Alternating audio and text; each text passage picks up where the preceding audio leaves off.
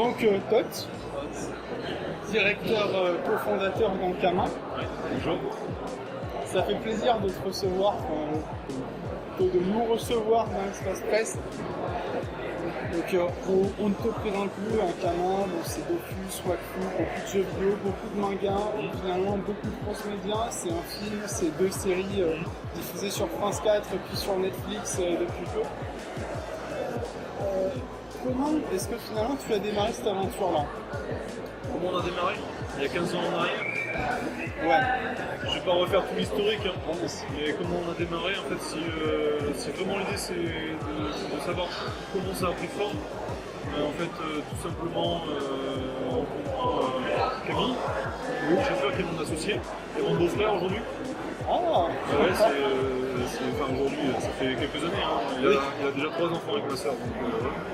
Et en fait, on était tous les deux passionnés, vraiment passionnés de vidéo. Et donc on jouait, on avait le même boulot.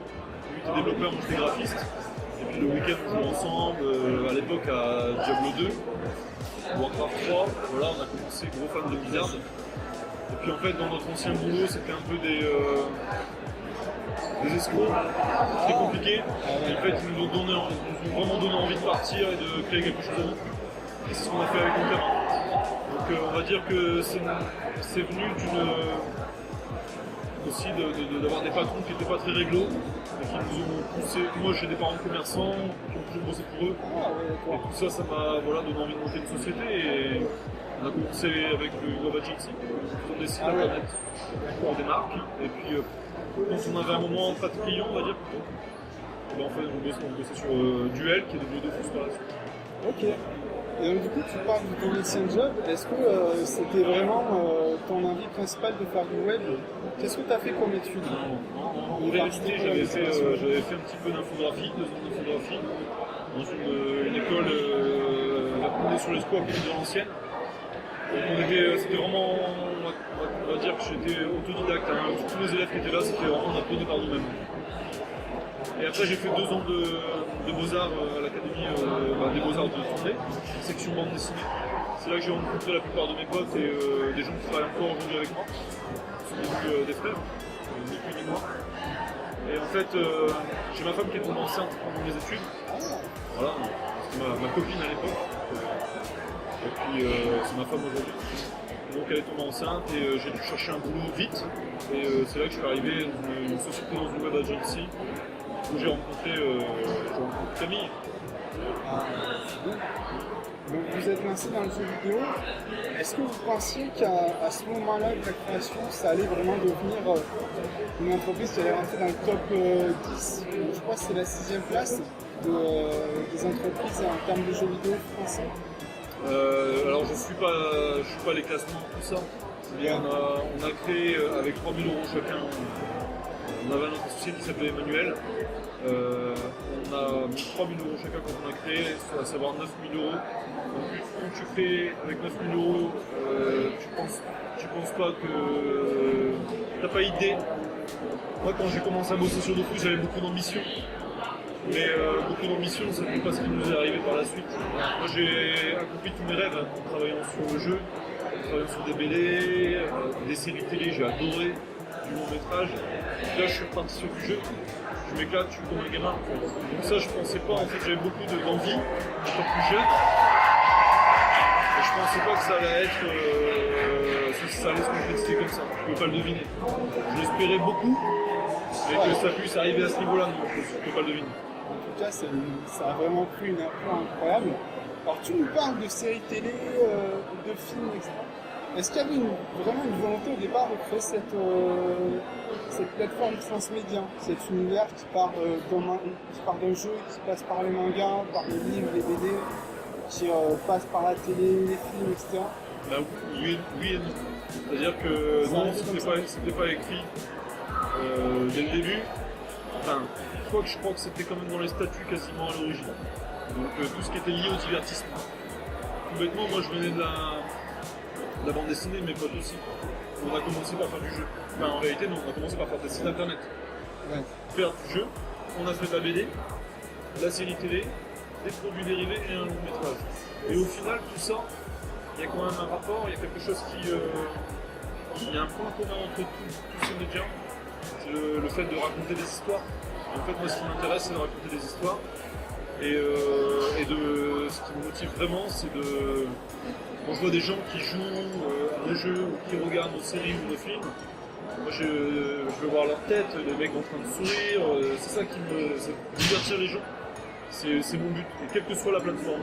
Et j'ai beaucoup de gens qui travaillent avec moi, beaucoup d'amis, qui sont dans le même. Par exemple, Xavier Moussin, Christophe Boutel, pour citer toujours qu'eux, parce que c'est les premiers. Arnaud de Weil, j'ai plein de gens, les Fabrice Nzinzi, Fafo Gora, tous ces gens-là. C'est des gens qui aiment autant, qui aiment l'art en général, le divertissement en général. Donc en fait, que ce soit de l'animé, du jeu, du machin, du moment qu'on peut en fait divertir les gens, peu importe le support. Et ça, c'est vrai que c'est peut-être notre génération. Notre génération a connu tout en même temps. Les jeux vidéo sont encore jeunes. On a connu les séries télé, le jeu vidéo, les BD, on a tout pris. Et en fait, quand j'étais plus jeune, j'aimais tout au même niveau. On n'avait pas de. Donc, voulant travailler dans ce domaine-là, tout m'allait. Ah, c'est beau. C'est beau comme motivation. Ouais, D'ailleurs, tu tu nous as parlé de ton expérience, on ne l'a pas précisé, mais vous êtes scénariste du coup. On peut déjà on peut se tutoyer, parce que je suis. Ah oui, c'est vrai. Je suis pas si vieux, j'ai pas encore 40 ans. Je t'ai tutoyé depuis tout à l'heure en plus. Voilà, ça a dû me venir comme ça. Mais tu as été scénariste, notamment sur la série télé, je crois. Je suis toujours. Oui, ouais, c'était la saison 3 du coup qui arrive. En fait, le métier de scénariste, c'est qu'à la toute base, je faisais du dessin, je faisais de l'illustration et du design avec le méga. Mais j'étais moins bon. Au moment, il faut savoir, t'as 3-4 kilos avec toi, t'es à côté d'eux, bon, je compensais par l'énergie. Entre ce que les mecs ils produisaient et moi ce que je produisais, il y avait un peu un fossé. Et puis on avait un manque sur la création de l'univers, sur la scénarisation. Donc je me suis plus penché là-dessus, ça m'allait très bien. Et en réalité, là où j'adore écrire, c'est que, en fait, moi j'ai pas le permis parce qu'en fait je suis un peu trop rêveur. C'est-à-dire que c'est pour illustrer. Je sais que si j'ai le permis, à un moment, déjà quand je marche dans la rue, je peux me faire faucher. Je sais que si on me mettait un volant entre les mains, je pense que je deviendrai un danger public. Parce qu'en fait, dès que je commence à être dans une espèce de routine, j'ai le cerveau qui tourne et ça part un petit peu dans tous les sens et je m'invente des trucs et machin. Je suis toujours en train de réfléchir à quelque chose.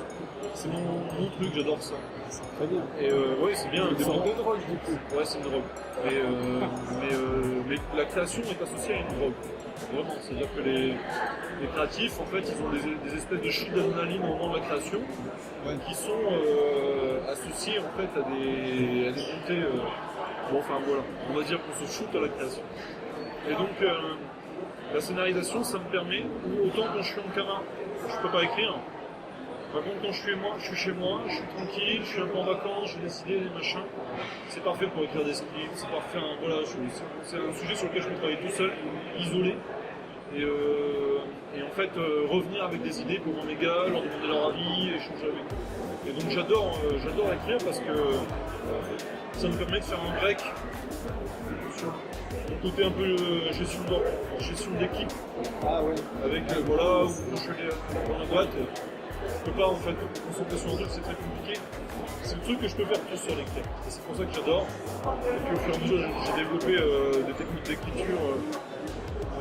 Voilà, où je me suis rendu compte, c'était très proche aussi de l'écriture, c'est l'humain aussi. C'est-à-dire que quand tu écris, en fait, le plus important, c'est pas de raconter une bonne histoire, c'est de créer des bons personnages. Tu peux avoir une histoire de merde, si tes personnages sont super sympas, on s'attache aux personnages et on les suit. Et en fait, finalement, c'est la vie. C'est-à-dire que, voilà, tu rencontres des gens. Finalement, c'est aussi un peu ça qui donne leur caractère au personnage, qui fait qu'on leur donne vie. Là, pour donner un exemple, dans Wakfu, c'est que les gens qui m'entourent. Évangéline, c'est le caractère de ma sœur. Ah d'accord. On a, comment dire, je mélange aussi Elélie et Flopin, c'est des prénoms composés avec mes enfants et mes petits neveux. Mon fils s'appelle Hugo, et la série c'est Hugo aussi. Et en fait, moi je me suis vachement projeté dans le personnage de Nox de la première saison. Oui. Et jusqu'à un tel niveau que sur l'épisode spécial qu'on avait produit, ma femme on a pleuré parce qu'il me disait, mais tu racontes toute notre vie dans cet épisode. Donc, et en fait, on parle j'aime aussi bien de ce qu'on connaît. Que tu connais un sujet, mieux t'en parles en fait. Moi, parce que les gens que je connaissais m'ont permis de créer des personnages qui me plaisent et qui ont des relations un peu. Voilà. Tantôt du rire, tantôt de l'action, tantôt des pleurs. En tout cas, la vie c'est ça, c'est pas que du rire ou que de la baston. C'est un mélange de plein de choses. C'est pas que du conflit, c'est pas que du bonheur tout le temps. C'est ce qui fait la vie, c'est que il y a plein de choses qui se passent. C'est beau, ça donne à réfléchir. T'as vraiment plein de corps à ton arc. Et je sais de sources sûres que tu es vraiment très proche de ta communauté aussi. C'est-à-dire que tu vas vraiment aller voir un jeu, etc.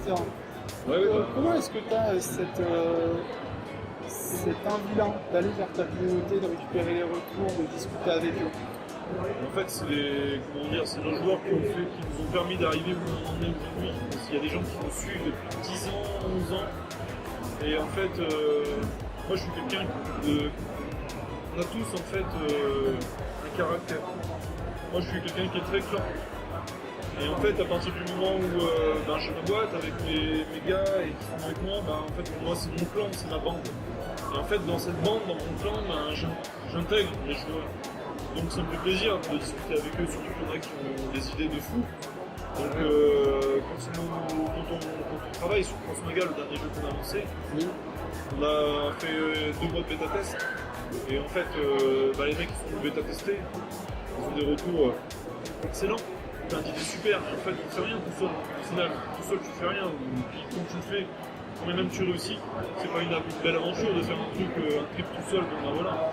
Moi j'ai besoin d'être entouré, j'ai besoin d'être porté, j'ai besoin d'être encouragé, j'ai besoin de voir ce qui marche en regardant les réactions des gens. Et donc c'est naturel, en fait je le fais pas, je me force pas, même si des fois ils sont très durs. Je me force pas à aller discuter avec eux, je me force pas à les rencontrer, ça m'intéresse tout le temps. Des fois j'ai pas le temps, parce que je suis dans un truc, dans un rush et j'ai du mal. Mais j'adore aller lire les forums, ça m'a jamais quitté. En 5 saisons, ça m'a jamais quitté. J'adore ça. Super, ouais. En tout cas, c'est super d'avoir ce contact-là. Peut-être si tu veux passer un dernier mot,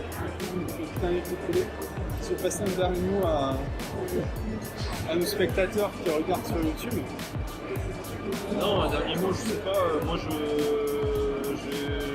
vis un rêve éveillé grâce aux joueurs, grâce à ce qu'on fait. En fait, je souhaite ça à tout le monde. Et si nous, de notre côté, on divertit les gens et que ça permet à certaines personnes d'avoir du plaisir en regardant ce qu'on fait, en y participant, moi j'encourage ces gens-là à essayer de faire la même chose avec les autres. Après voilà. Merci à toi. Excuse-moi. Mais en tout cas, merci à toi pour cette interview. Ça a fait plaisir. Je te souhaite une bonne fin de week-end.